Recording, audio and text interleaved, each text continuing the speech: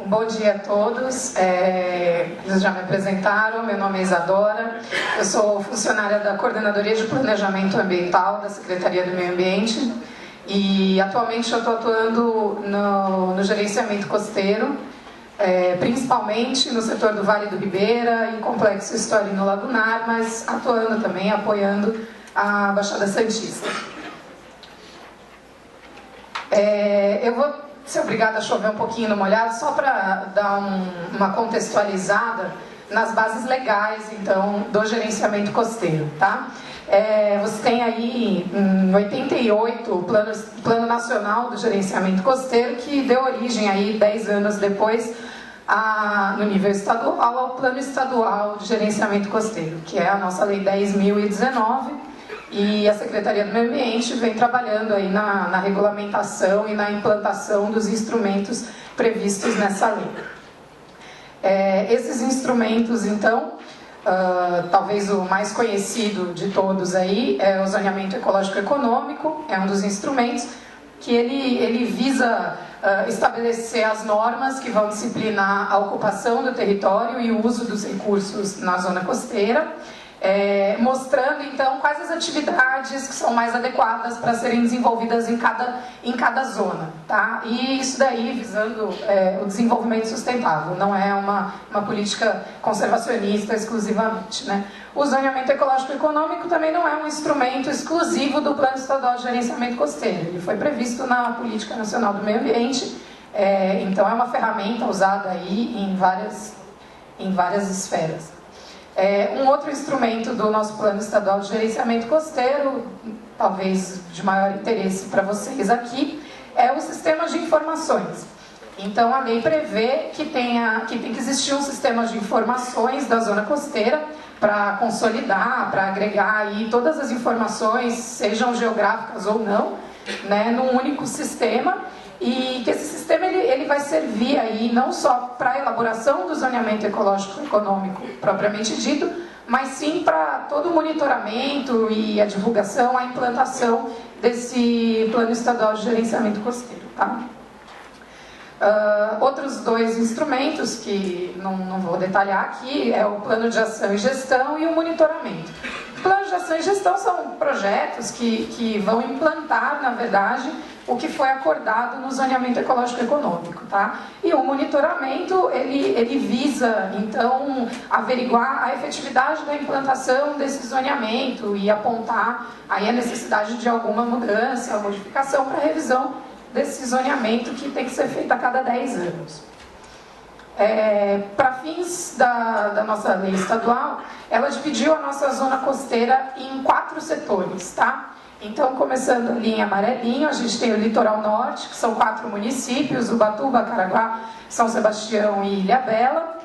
A Baixada Santista, com 9 municípios, Bertioga, Cubatão, Santos, São Vicente, Guarujá, Praia Grande, Mongaguá, Itanhaém e Peruíbe.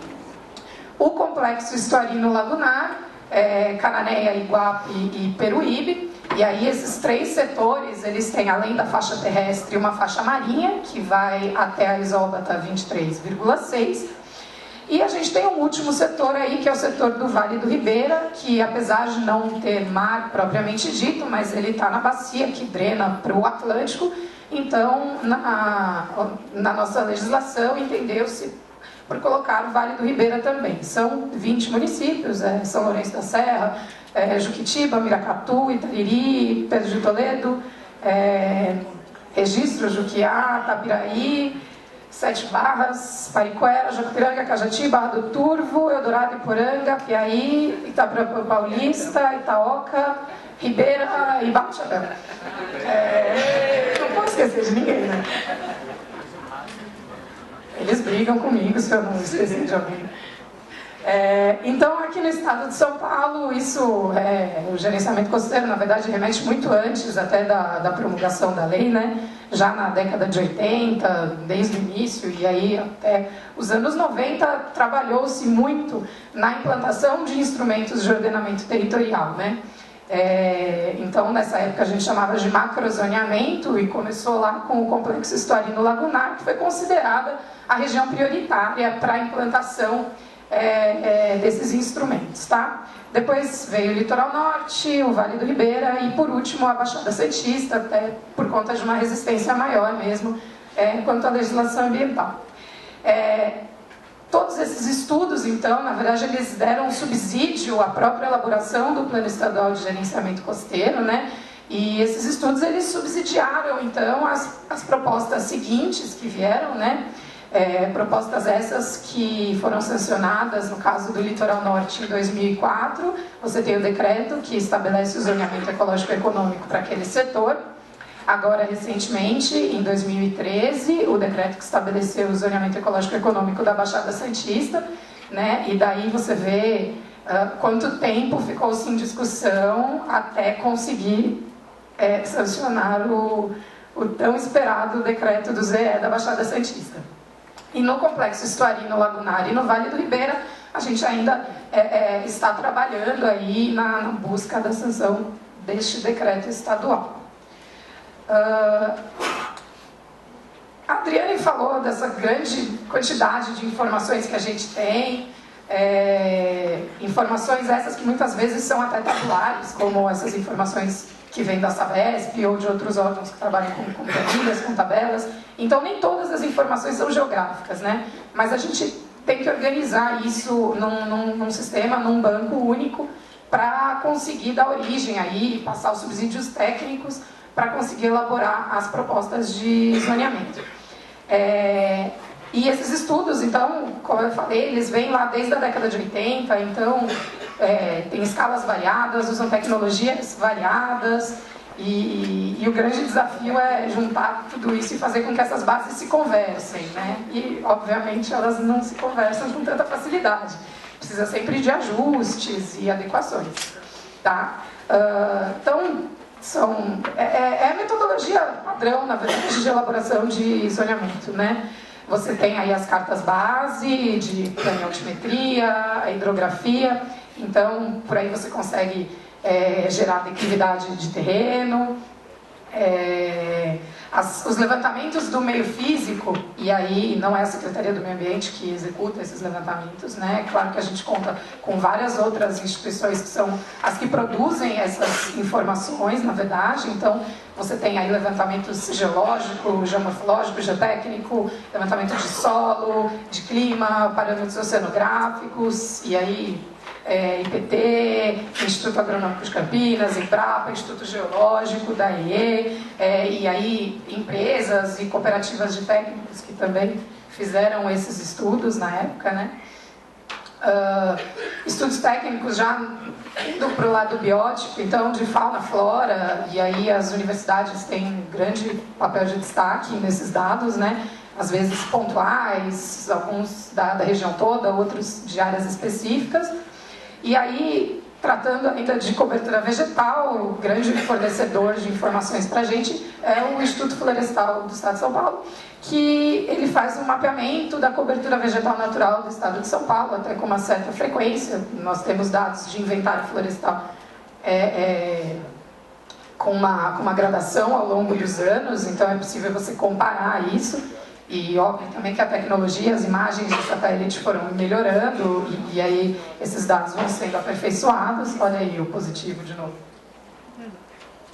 Deixa eu barra aqui. Tem também o projeto Adam Brasil, um pouco mais antigo, e o Instituto Florestal também é o responsável aí pelo mapeamento do uso do solo, falando aqui na zona costeira, né? Então, em 2001, no âmbito do projeto de preservação da Mata Atlântica, foi feito um mapeamento de uso do solo aqui, que durante muitos anos foi o nosso ponto de partida aí para a construção desses mapas temáticos. Ainda são necessários sobrepor informações referentes à legislação ambiental, e aí, nesse sentido, a Secretaria do Meio Ambiente é a produtora mesmo desses mapas, né? Então, você pega o limite das unidades de conservação, que são fornecidos, no caso das estaduais, pela Fundação Florestal, no caso das federais, a gente tem disponível lá no site do Ministério do Meio Ambiente, né, pela plataforma do I3GEL. Tem ainda as unidades municipais, e aí são as prefeituras que passam essas informações. a questão da Lei da Mata Atlântica, do Código Florestal, outras áreas protegidas como área natural tombada, terra indígena, estombamento da Serra do Mar, então informações aí com o CONDEFAT. E a gente consegue gerar, então, algumas informações de restrições legais para eu sobrepor com aqueles estudos técnicos ali. Informações também socioeconômicas, quer dizer, toda a parte de infraestrutura, inclusive aquela que está em planejamento. Por exemplo, no caso do litoral norte, tinha que ser considerado a questão da duplicação do Tamoios, da ampliação do Porto de São Sebastião, do eixo Caraguá-São Sebastião, né, traz, quer dizer, você tem também uma infraestrutura em planejamento, que ainda não existe, né, usos econômicos, dados censitários do IBGE, estimativas de crescimento da população, fornecidas pela Fundação SEAD, planos setoriais, e aí grande parceria dos comitês de bacia, que também trazem muito do que tem sido desenvolvido na região. Em relação à atividade pesqueira, a participação do Instituto de Pesca é fundamental no fornecimento das informações, não só sobre a ocorrência das espécies, mas sobre a frota pesqueira propriamente dita, né, e a pressão que isso exerce. E aí, mais recentemente, depois da criação das APAs marinhas, então, o Conselho Consultivo das APAs marinhas, são 3 APAs marinhas aqui no estado de São Paulo, APA Norte, Centro e APA Litoral Sul. E esses conselhos também, eles trazem muita informação e ajudam aí na tomada de decisão para o zoneamento marinho, tá? Dados também de mineração obtidos no site do DNPM, informações referentes ao turismo. Aí eu só destaquei estudos técnicos fundamentais, né? O mapeamento das áreas prioritárias para conservação e restauração, que é o projeto Biota, que todo mundo conhece. Então, são informações, na verdade, já trabalhadas. Quais são aquelas áreas que a gente tem que olhar com mais cuidado, né? Com maior cuidado, o que a gente precisa fazer para conseguir conservar aquelas áreas. O PINO, né, que é a Avaliação Ambiental Estratégica aí das Atividades Portuárias Navais e Offshore, que foi contratado pela Secretaria de Desenvolvimento e Planejamento. No caso do Litoral Norte, teve também a Avaliação Ambiental Integrada, que serviram de insumo desde lá da década de 80, e aí, obviamente, a resolução delas vai melhorando conforme a própria tecnologia melhora e barateia, né? Então, no início, lá, usavam-se imagens Landsat, com uma resolução que não permite uma aproximação tão grande. No caso do litoral norte da Baixada Santista, então, você já contava aí com ortofotos contratados até por conta do Parque Estadual da Serra do Mar, para remoção das áreas do bairro Escota. Então, você tinha um material de ortofoto mais recente. No Vale do Ribeira e no Complexo Estuarino Lagunar, então, durante muito tempo, a gente ficou só com esse mosaico semi-controlado, que foi de 2001, do Projeto de Preservação da Mata Atlântica, inclusive não são ortofotos, né? É um mosaico, existem problemas de deslocamento, mas durante muito tempo foram as imagens que serviram de insumo aí para o desenvolvimento dos trabalhos. Agora nós temos então as ortofotos da Emplasa, do projeto de mapeamento do estado de São Paulo. Eu pus ali 2011 e 2012, mas não é. 2010 e 2011, desculpa, agora que eu vi o erro. Bom, e aí todos esses dados, então, eles passam a compor essa base que vai recebendo constantemente as informações, vai sempre sendo atualizado, e tudo isso vai para um grupo setorial de coordenação. Cada setor tem o seu, e é onde o zoneamento ele começa a tomar cara da realidade local, né? Todos aqueles estudos são fundamentais, são etapas importantíssimas, mas a hora que você traz, então, para o grupo de coordenação, ele vai passar pelo processo participativo e ele começa a tomar a cara da realidade local, né? Então, esses grupos, eles são compostos aí, eles são tripartites, tem 1/3 do governo do estado, 1/3 das prefeituras e 1/3 da sociedade civil. E aí você vai realmente conhecendo as realidades e é aí que os conflitos começam a aparecer, né? Porque enquanto você está só na parte técnica, sobrepondo aquele monte de mapa, tudo funciona perfeitamente, o zoneamento está pronto. Aí quando você chega para confrontar isso com a realidade das administrações municipais ou com o setor empresarial, o setor industrial, é que os conflitos começam a aparecer. Tá? Vocês estão vendo ali que a gente ainda trabalha com mapas impressos em cima da mesa, porque nem todos os lugares dá certo você trabalhar direto em meio digital, né? O uso do mapa impresso ainda é necessário e ainda é muito utilizado, tá?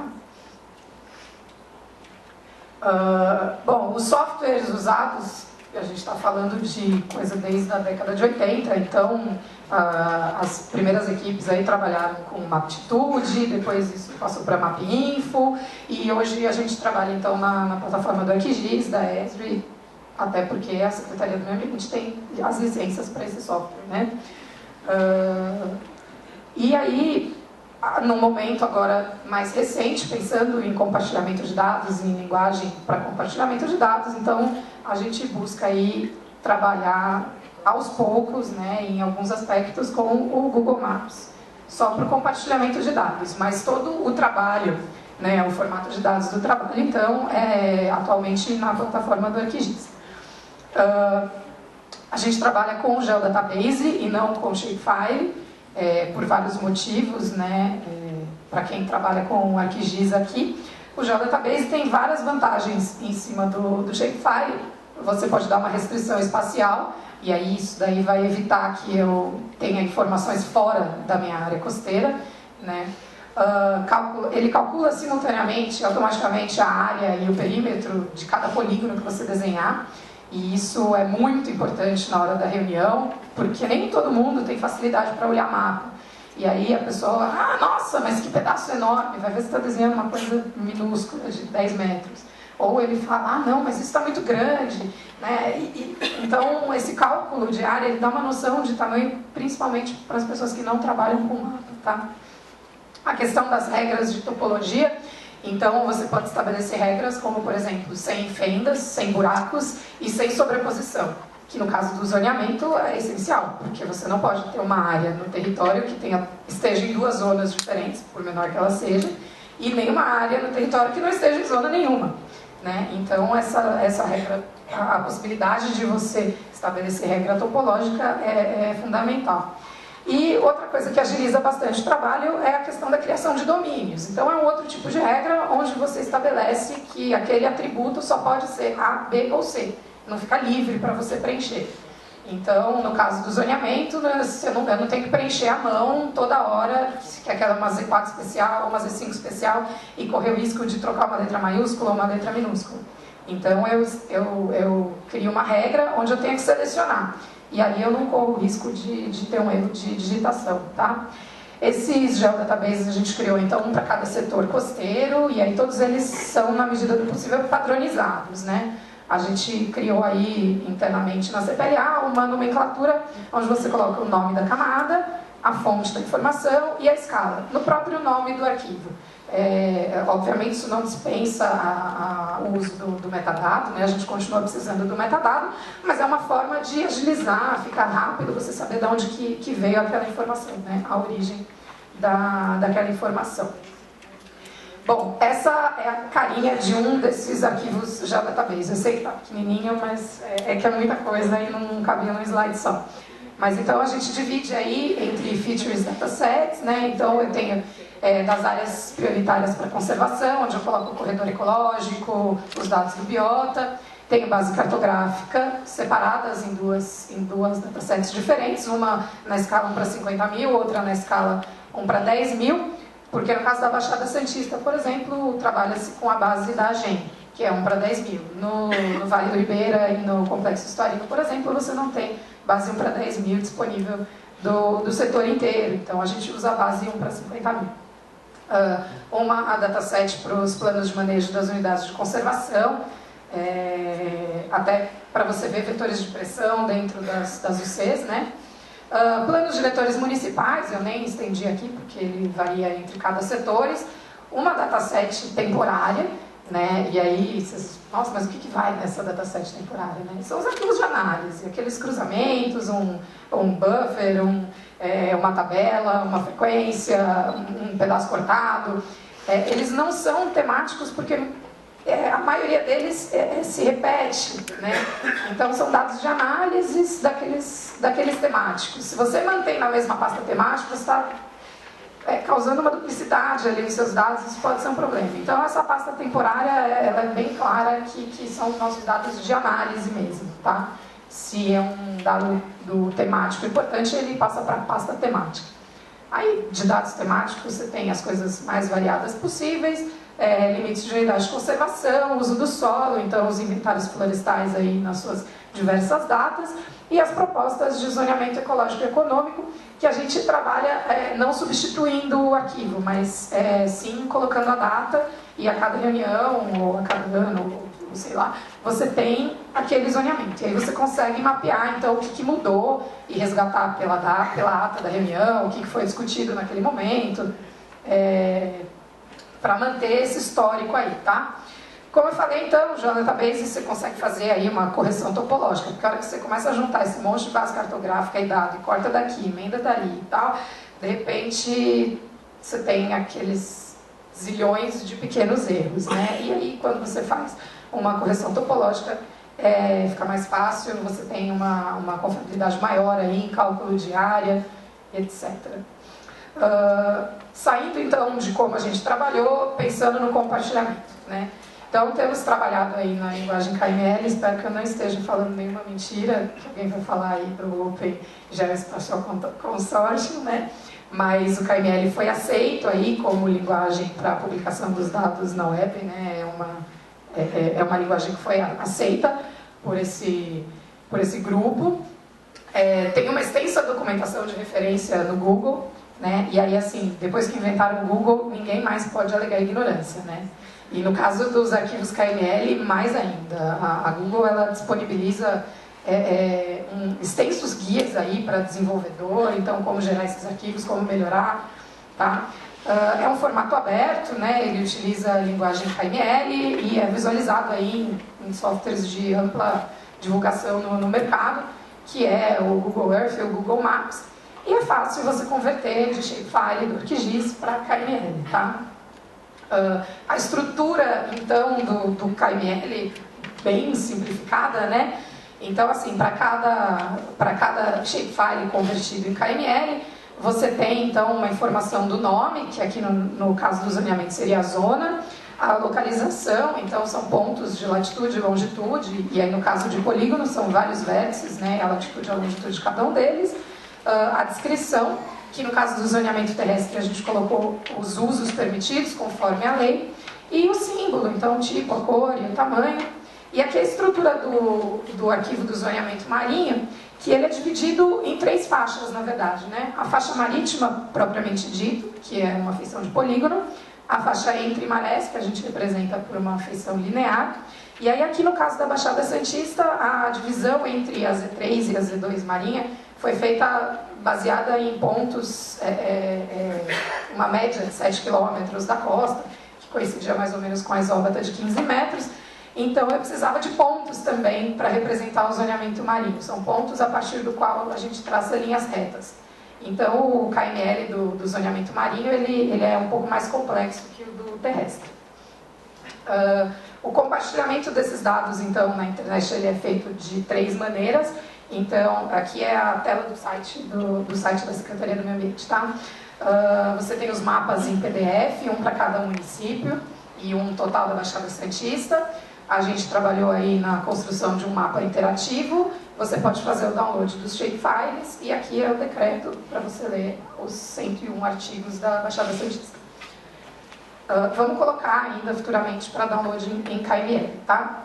Esse é o mapa interativo que a gente está construindo, bastante simples ainda, bem um pouco rudimentar, mas a gente disponibilizou então o arquivo do zoneamento ecológico econômico com certo nível de transparência, e aí o usuário ele pode dar zoom ou não, né, se aproximar. Quando ele clica no polígono, então ele vê os usos permitidos para aquela zona, né, e tem uma legenda do lado, bem simples, mas ele cumpre esse papel aí de compartilhamento da informação, né, de divulgação. Para a construção dele, então, a gente usou a API do Google Maps, né? API é sigla para Application Programming Interface. Você consegue programar um programa numa outra aplicação, mais ou menos isso.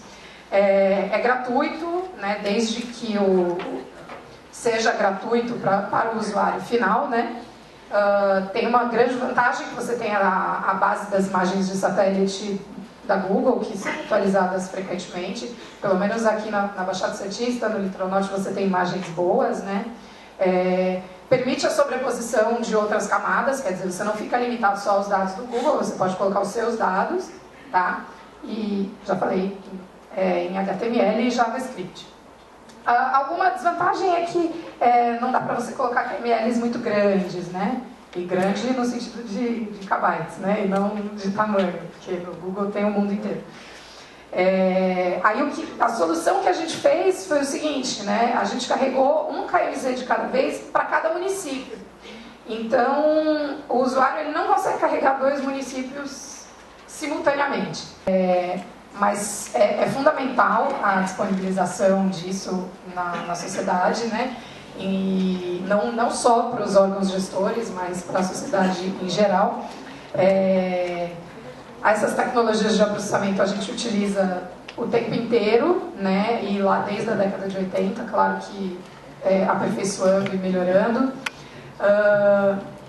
A utilização desse tipo de webmapa, é lógico que ele não cumpre todas as funções técnicas, né, para as instituições que precisam analisar os dados, mas eles servem para disseminar o conhecimento e tudo isso permite aí você continuar atualizando os seus bancos de dados, uma vez que o processo é sempre dinâmico, sempre acontece alguma coisa que muda completamente o cenário aí, o cenário costeiro, né, seja um porto novo, ou uma nova estrada, ou um grande impacto que não vai acontecer. Bom, gente, é isso. Tá aí os meus contatos. Obrigada. Eu coloquei os contatos também da Azuleika, é a coordenadora de planejamento ambiental atualmente, e o Luiz Roberto é o diretor do Centro de Zoneamento Ambiental, que é o coordenador do gerenciamento costeiro do estado de São Paulo. Coloquei o e-mail dele aí também, porque se for uma pergunta muito difícil, vocês fazem para eles. Coisa mais fácil para isso, vocês podem perguntar para mim. Obrigada.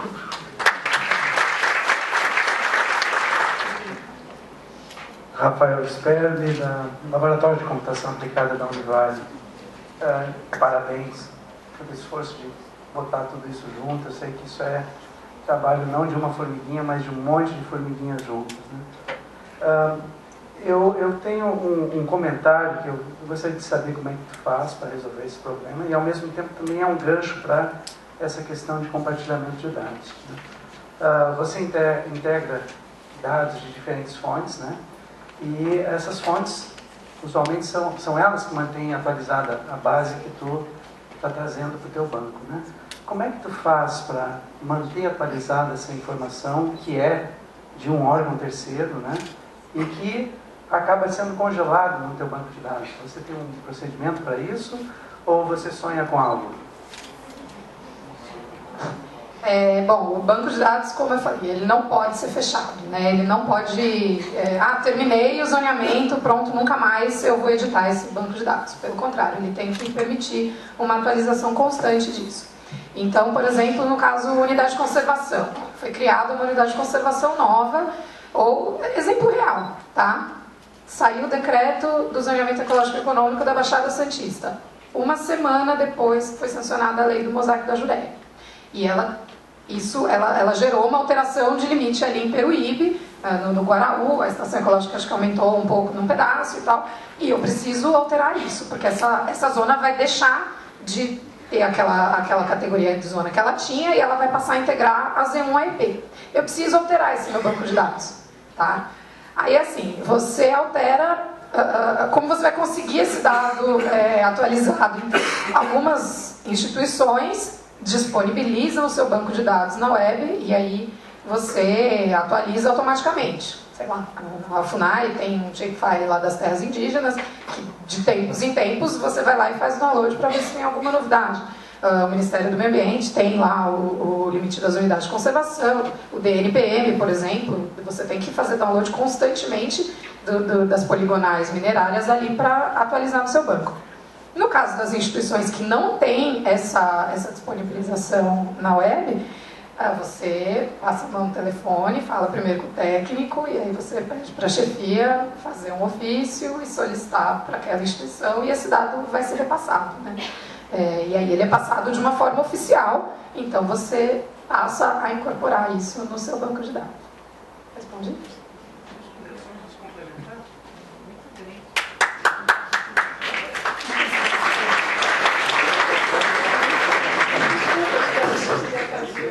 Só uma complementação assim, ao procedimento, e já falando sobre geotecnologias, né? Quer dizer, o desejável, e é algo que está sendo trabalhado, é que essas bases oficiais do governo, seja em nível federal ou estadual, elas tenham acesso via algum tipo de serviço, um web service, né?